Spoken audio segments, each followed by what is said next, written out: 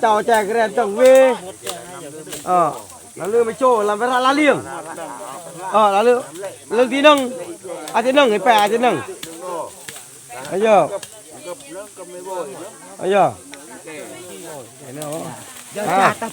ริ่มแล้วเริ่ม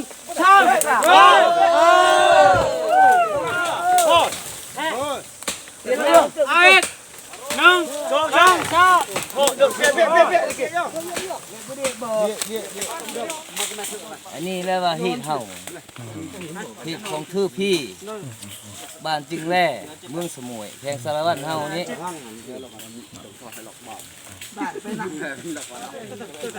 60 ปีหอบตัวนึงเอากระดูกขึ้นมาจนผู้เฒ่าผู้แก่เสียแล้วจนลูกจนหลานจะขึ้นมาเอากระดูกขึ้นมาก็จะเฮ็ดแบบเพื่อนสารบ้านช่องให้เล่าให้จบให้งาม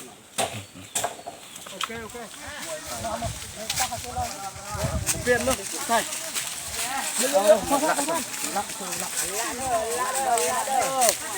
คือลงหมัดเลยหันเละดูลูเลี้ยบน้ำปัดได้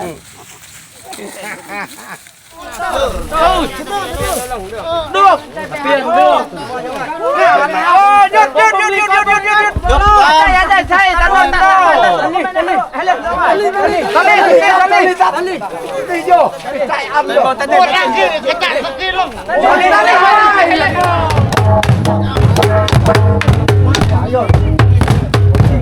ครับผม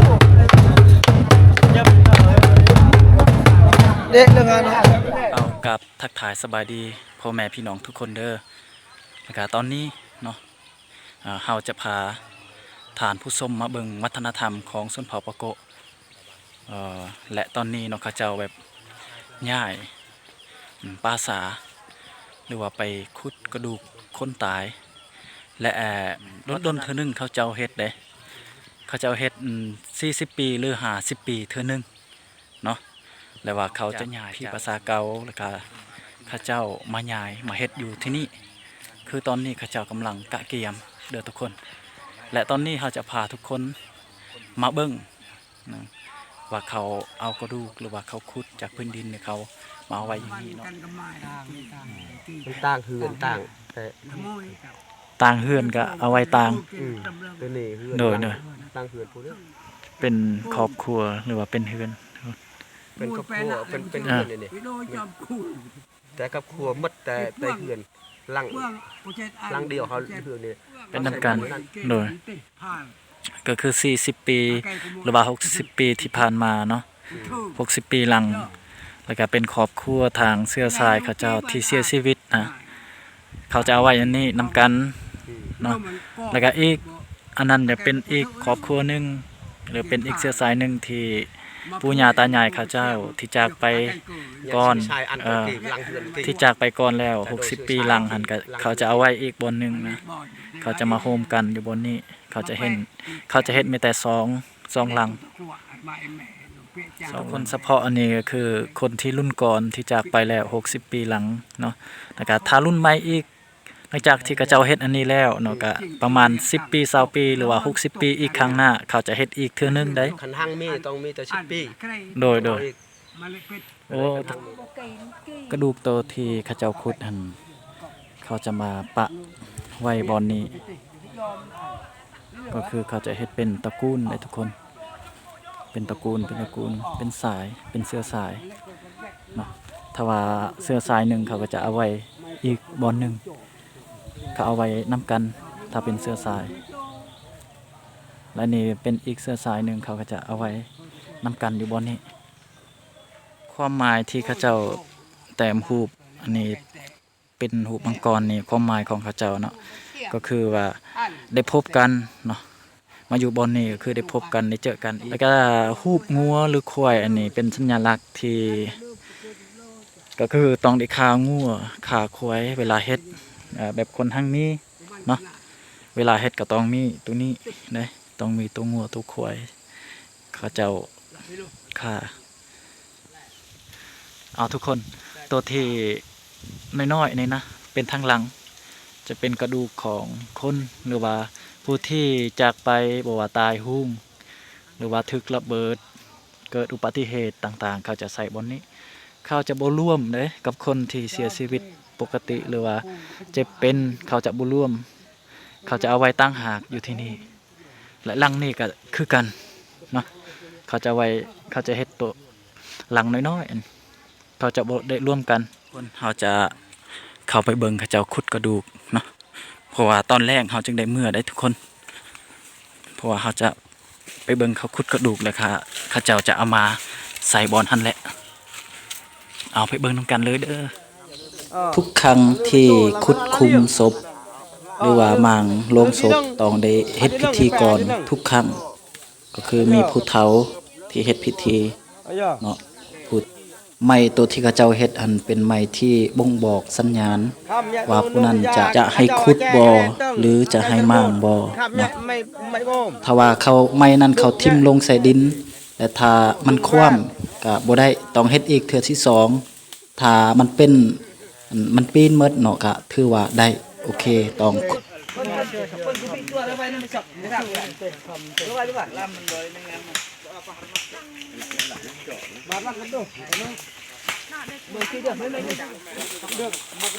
อันนี้เรียกว่าฮีดเฮาฮีดของทื่อพี่บ้านจึงแร่เมืองสมุยแขวงสารวัตรเฮานี้60 ปีหอบตัวนึงเอากระดูกขึ้นมาจนผู้เฒ่าผู้แก่เสียแล้วจนลูกจนหลานจะขึ้นมาเอากระดูกขึ้นมาก็จังเฮ็ดแต่เพื่อนสารบ้านช่องให้เล่าให้จบให้งามโอเคเอาสันเดียวพี่สันเดียวยกเอก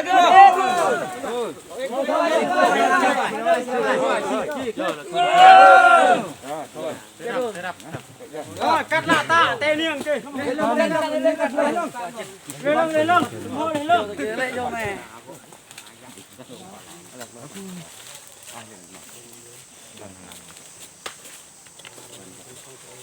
ไอ้ปัดเอาเราเหรอเอาไปว่าเราไปเสียก่อนไปตายก่อนหลับประมาณ 2-3 ปีแล้วคอยจะเอาผู้ไม่ก็ได้ต้องถึงคอเลยต้องแจ้งเหตุให้เล่ากันนะติดเหนื่อยนะนี่แหละมันต้องเหตุของโอเคมีสังบ้านเฮา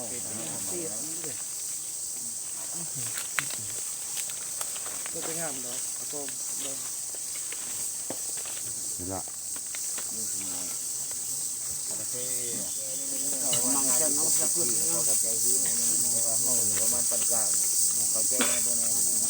แต่ว่าห้องในหัวทำแรงใจดิด้านลงกี่ลงกี่ละเดือนกี่ลงอ่ะโอเคเรียกดูเวียนั่นดูเวียโอเคเราไปแล้วต้องโอเคโอเคเราตามเราเยอะหมดเยอะเราโอเค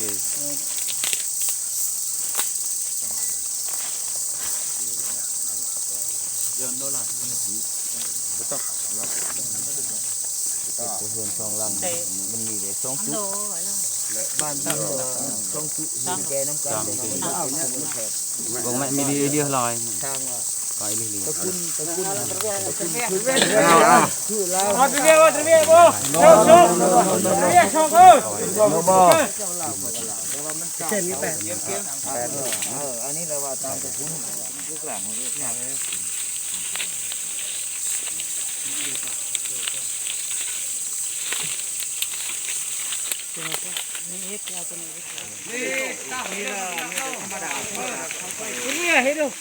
และตอนนี้ข้าเจ้าก็กำลังขุดบอนไม้อีกทุกคนเพราะว่าข้าเจ้าก็ต้องขุดแบบเป็นลำดับเด้ถ้าขุดสะสายก็บ่ได้อีกยังกู้เอาดินใส่โอเคแสดงว่าพอมาแล้วคงมีแล้วแต่ว่าเฮาตีเดี๋ยวเฮาพับกองใหม่เด้ให้มันง่ายขึ้นแสดงว่ามันมาเฮือนเฮานะถ้ามันคว่ำขึ้นแสดงว่าบ่ได้กองใหม่นะต้องอันนี้ต้องปล่อยโดนง่ายต้องบ่รู้ต้องบาร์ตอมดอดับผู้เสียก่อนกับผู้เสียทั้งเดี๋ยวเลยผู้เสียก่อนเร็วทุกคุมเนาะบอนที่ข้าเจ้าฝังศพข้าเจ้าจะเฮ็ดเป็นสัญลักษณ์ ให้น้อยๆแบบนี้ เวลาเขาเจ้าไปขุดก็จึงจื้อง่ายทุกคนนี่เป็นสัญลักษณ์แบบนี้ เมื่อขุดแล้วเขาเจ้าจะจุดธูป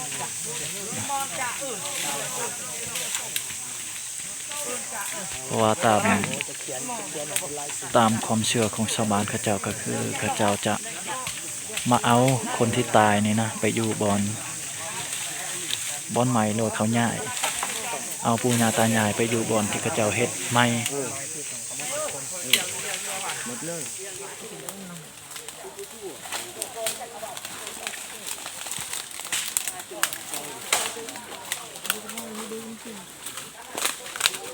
ขุดไปห้ามไปเลยทุกคนแล้วก็ซอก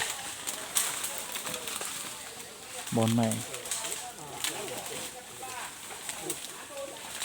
ก็เจ้าซอกหาที่จะขุดคุมจนครบจึงสามารถมือได้เลยถ้ายังบ่ครบนี่ก็บ่สามารถมือได้บางทีก็จนหอดตอนแรกถึงแล้ว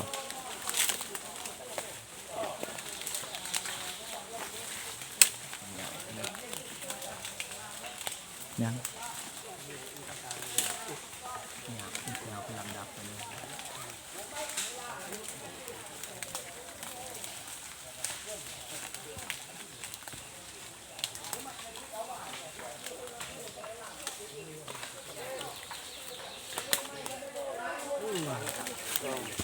บอลเจ้าสิตาจอ เดี๋ยวมาต่อแพทย์ตั้งกล้องเติมน้ำมันนะ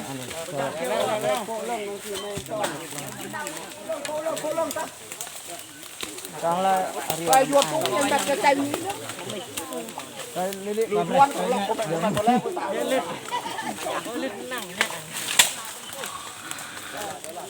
ย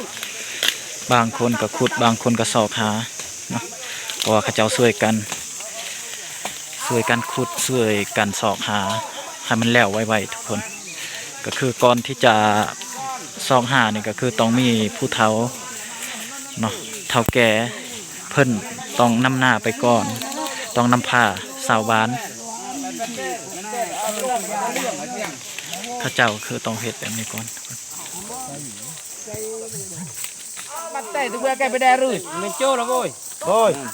จะละจะโดนจ่อยโดนจ่อยเสี่ยวกันน้ำลูกน้องเวลาคอยช่วยไปเอาผ่านละดูดูชกอะไรหมด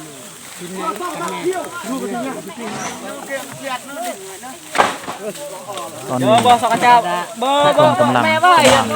ดูดิโน่นแล้วไม่หนอกเลยปลาไหลอารมณ์ตรงไหนอ่อนอย่านึกจอดไอ้ได้จอด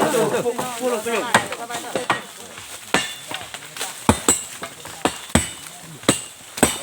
ต่องงลงก็หรอย่อก็หรอนั่นลงปลักเ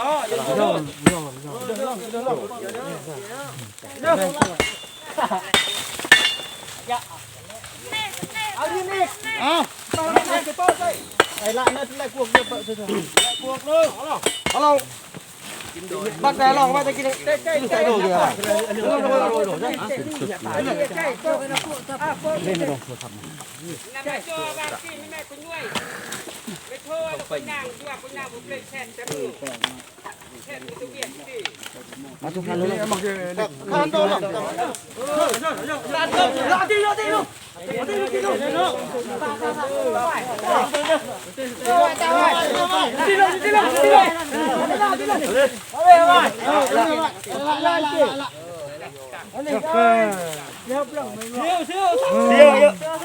เขาแป้งเยอะเลยต้องเชี่ย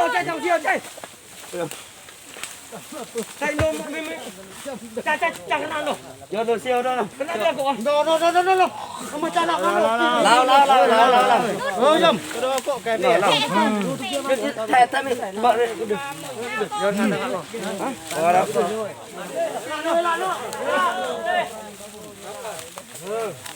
โจ๊กคราเอโยโป๊ะเนาะดอกไปตาตะเกียบไป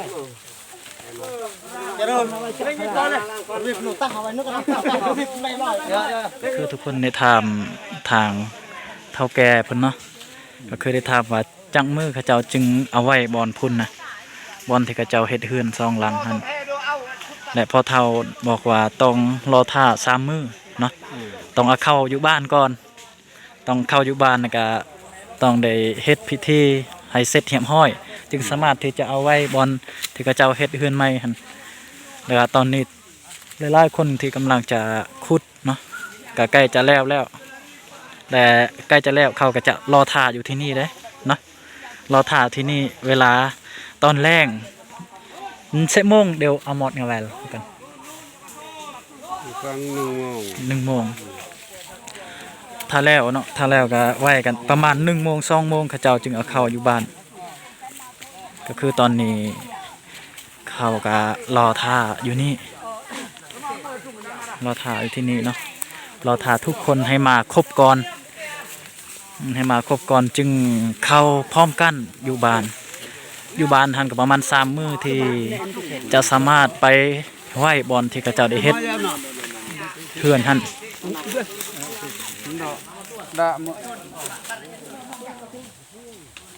ตอนนี้ชาวบ้านกำลังนั่งท่าให้ทุกคนนั่งท่าให้ครบหมดทุกคนให้มาพร้อมกันเนาะแล้วก็ตัวที่เขาเจ้าขุดแล้วอันเขาจะเลี้ยงเอาไว้นำกันเป็นจุดอันนี้เขาจะเลี้ยงร่วมกันและบัดตอนแรงมาเขาเจ้าจะห้ามเขาไปไว้อยู่บ้านเนาะเขาจะเฮ็ดพิธีประมาณ3 มื้อเป็นใจที่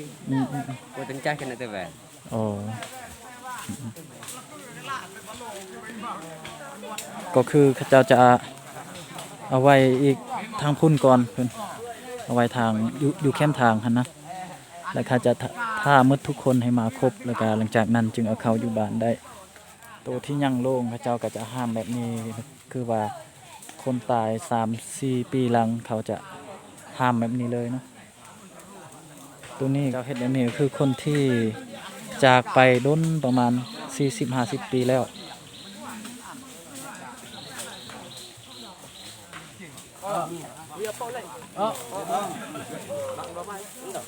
akai ko mong kat akai ko mong jamana Medan doa kerang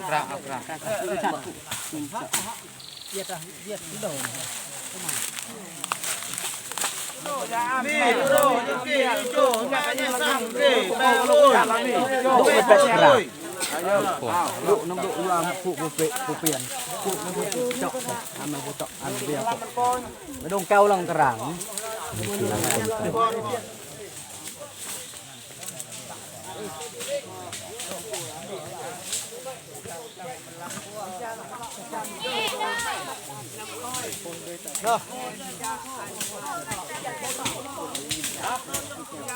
Belau tu sul pasti. Lalu meco làm cái lá liềng lalu lưng tí nâng tí nâng cái pè tí nâng thấy chưa thấy chưa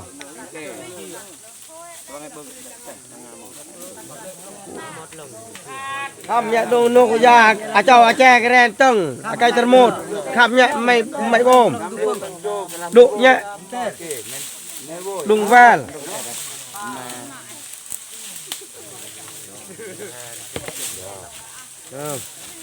Trời ริ่มแล้วอ่ะเริ่ม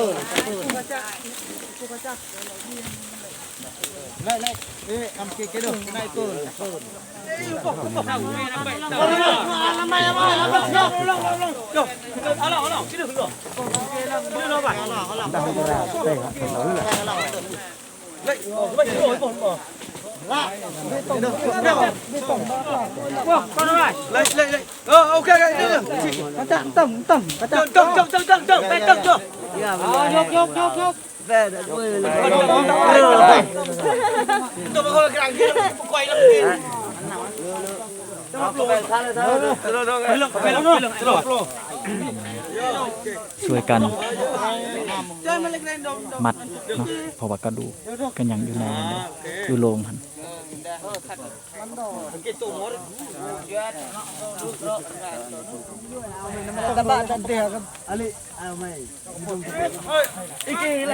หมดลงตะกี้หอนโดด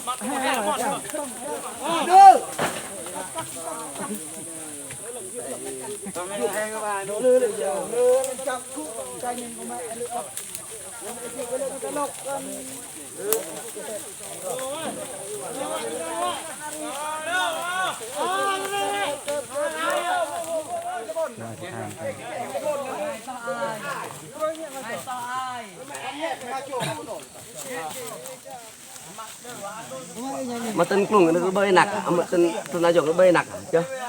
anh ấy cứ bơi dùng anh nữa nặng nặng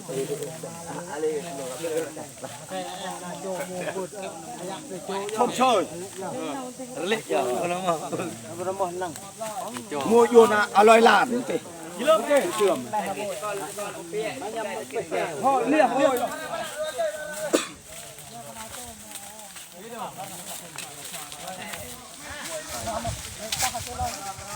tiền luôn này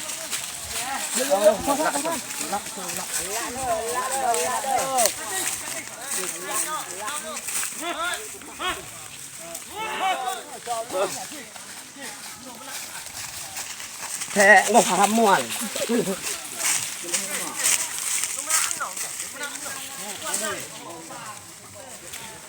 cái lông mặt đấy hẳn lấy đủ lu lu liệp nó bật đấy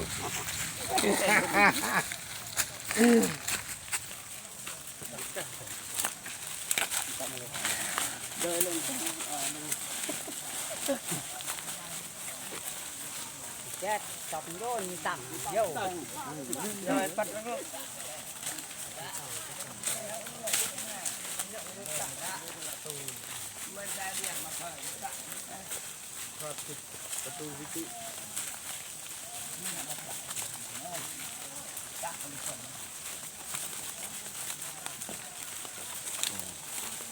chết chọc đôn tặng lư dâu rõ lư đấy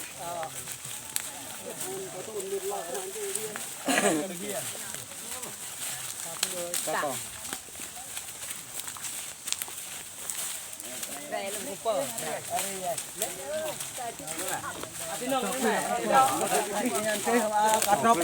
nhà cái măng mà không phồng lệ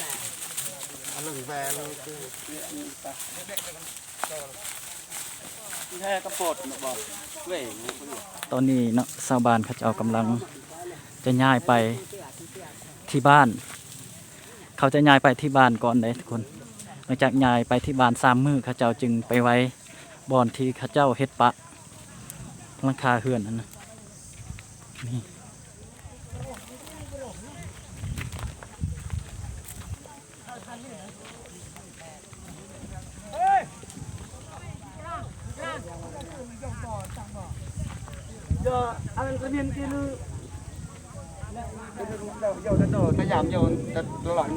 bột ra lên kìa bột đó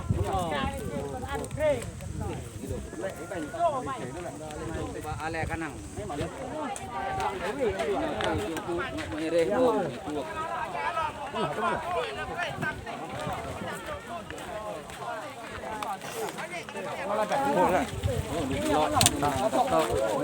รับไป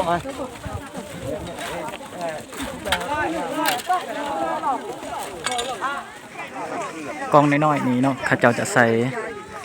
โตกระดูกที่เขาเจ้าขุดหรือว่าดินโตที่เขาเอาจากพี่ภาษาทุกคน โนละการะเนี่ยนาโด ตอนนี้เขาเจ้ากำลังพิธีเขาเจ้ากำลังใส่กระดูกหรือว่าบอนที่เขาเจ้าได้ไปขุดเมื่อกี้ทุกคนคือเขาเจ้าจะใส่บอนกองที่เขาได้เก็บไว้แล้ว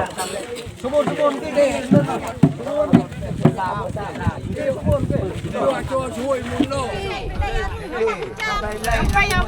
mami, ani terpi, lah koyo, ani jo,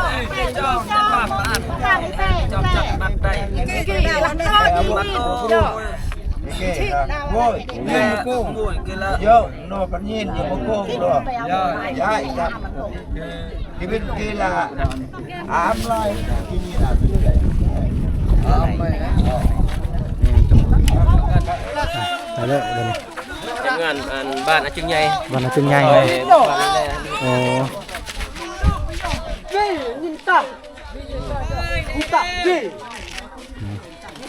ต้องเฮ็ดตามกฎนะทุกคนตามฮิตของวัฒนธรรมนะ Alila, alila, alila, alila. Tun kedap.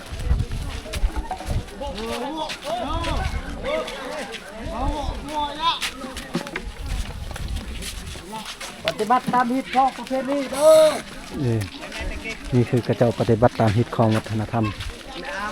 สบายดีเด้อละเลอ ทีนี้จะเป็นตัวใหญ่นะทุกคน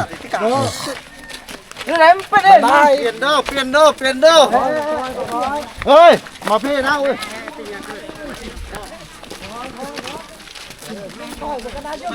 เยอะไอ้กี่น้ำตัวฟ้าน้ำตัวมึงเวลาบุญง่ายนะเฮ็ดนะเวลาบุญง่ายบุญย่างนะเฮ็ดสามัคคีเด้อไอ้น้องก็เด้อตอนเราจึกเลยกองพี่เบรกได้เลยแม่นะเดี๋ยวช้านี่น่ะแท้อีเปลี่ยนนี่เป็นฟ้ากันนะผู้ยอมได้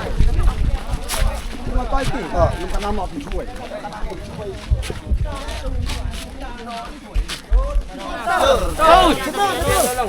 ดูเปลี่ยนดูหยุดใช่ตลอดโยใจอับเลยโอ้ยอันนี้จะจัดสักทีลงก็ไม่มออยู่ทะเลประมาณกลาง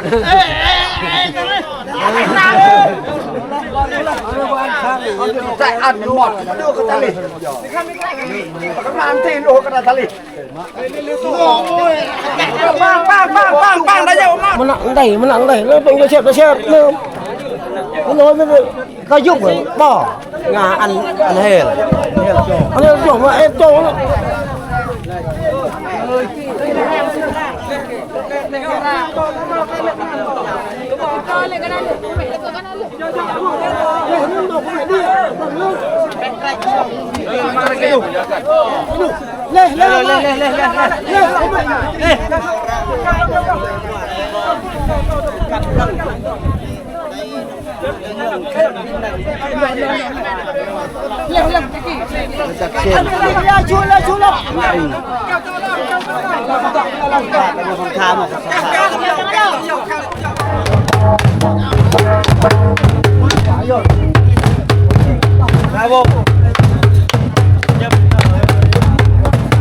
เด็กเรื่องงาน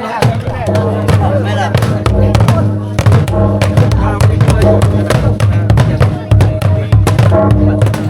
เดี๋ยวนี้พระเจ้าก็เอามาครบแล้วเนาะ จากปราสาทและเดี๋ยวนี้เขาก็ตีกลองแล้วก็งันอยู่ที่นี่ประมาณ3 มื้อ 3 คืนจึงสามารถเอาไปไหว้บอนที่เขาเจ้าเฮ็ดเฮือนโตทำอิฐหั่นและบอนนี้เนาะ3 มื้อ 3 คืนเขาจะฆ่าควายหรือว่าฆ่างัวกินน้ำกันอยู่บอนนี้แล้วก็เฉลิมฉลองเอาเด้อทุกคนตอนนี้เนาะบ่าวจางก็จะจบคลิปขอเพียงเท่านี้เพราะว่าตอนนี้เนาะฝนกำลังจะตกแล้วก็อันนี้เป็นบุญละปึบที่ใหญ่ที่สุดของสมเภาประกบอยู่บ้านนี้เนาะแล้วก็บ่าวจางก็ขอจบเพียงเท่านี้ก่อนเด้อเอาบ๊ายบายทุกคน